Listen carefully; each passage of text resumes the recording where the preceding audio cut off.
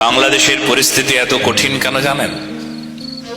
বাংলাদেশে একজন সাধুর উপর অত্যাচার হয়েছে, একজন সাধুর উপর অবমাননা হচ্ছে, সাধুকে বিনা দোষে কারাগারে রাখা হয়েছে।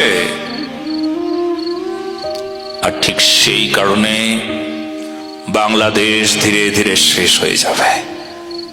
বাংলাদেশ তার অস্তিত্বকে ফুরিয়ে ফেলবে, তার সার্বভৌমত্বকে শেষ করে দিবে। তার যে মহিমা ছিল সেই মহিমা শেষ হয়ে যাবে। কেন?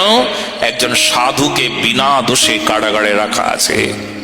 তার এমন কোন দোষ নাই, তার মতন মহান, তার মতন পবিত্র, সকল সনাতনীকে এক করছিল, সনাতনীকে সৎ পরামর্শ দিচ্ছিল, লক্ষ লক্ষ কোটি কোটি সনাতন জেগে উঠেছিল। শুধু বাংলাদেশে নয়, তার প্রভাবে সারা বিশ্বের সকল সনাতনী এক হবার জন্য তারা আন্দোলন বেছে নিয়েছিলেন।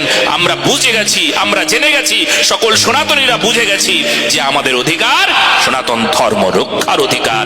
যদি সনাতন ধর্ম যদি সুরক্ষিত না থাকে তবে সব শেষ হয়ে যাবে।